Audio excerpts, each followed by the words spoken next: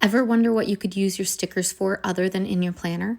I'm Amy with Amy Plans Things, and today I'm here with Happy Planner to show you how to create sticker trays using your Happy Planner stickers, along with just a few other supplies. This is a great way to get value out of every single sticker in your sticker value packs. The supply list will be in the description, so make sure you check that out. First of all, what can you use these trays for? I have a tray that holds my current craft projects, so I can carry it around the house.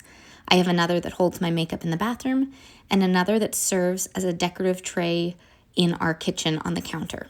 I also have a couple that I've hung up on the wall as art. To get started, you'll need a Happy Planner sticker book, or 2 or 3, a tray of your choice, it can be as big or small as you like, and some epoxy and or Modge Podge.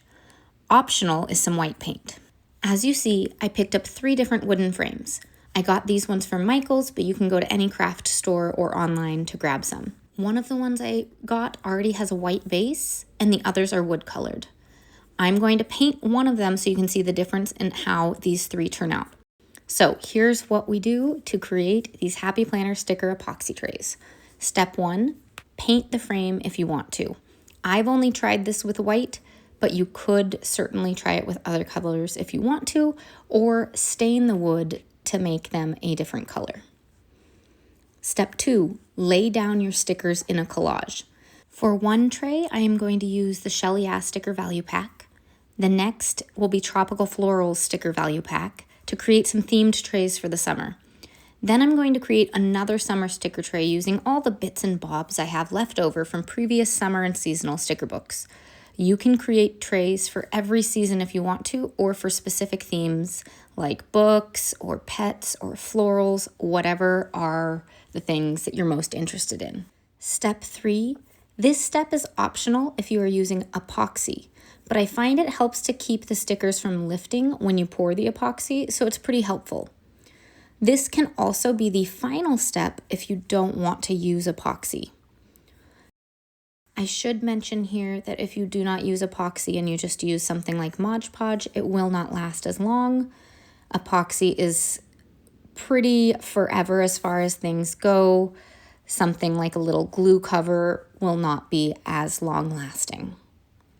Step 4, read and follow the epoxy directions to mix. Typically, these are going to be a 1-to-1 ratio between the 2 liquids, and then you have to stir, which will take 3 to 5 minutes to get all of the stuff to mix up. It gets kind of creamy in there, and you see all these bubbles forming, and you see that it's not clear. And then as you're stirring over those 3 to 5 minutes, it'll become more and more clear until you can see through it again. As a note, during this process, you will want to wear some gloves, which all of that stuff typically comes in the kit. So when you purchase an epoxy kit, you'll get the gloves, the stir sticks, the cups, all of it. You will also want to wear a mask or do it outside. You don't want to inhale the fumes because they are not good for you. Step 5 is to pour the epoxy onto the tray. I pour a little bit at a time and pour more if needed. It's impossible to pour out what you don't want to use, so pour a little bit at a time, and then you slightly shift the tray from side to side to make sure it covers the entirety of the base. If you're finding that it's hard to get the epoxy to slide down as you're shifting the tray from side to side, you probably need a little bit more. So put it down, pour a little bit more on, and then continue to shift the tray from side to side until you've covered everything. Step 6 is optional, but very helpful. As you're doing all of this in the pouring process, you will typically get some bubbles onto the epoxy tray.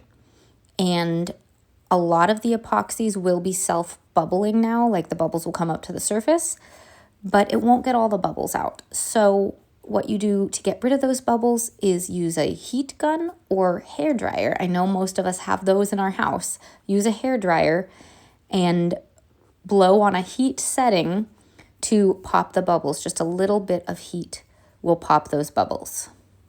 Step 7 is to wait per the epoxy directions for the epoxy to set and cure.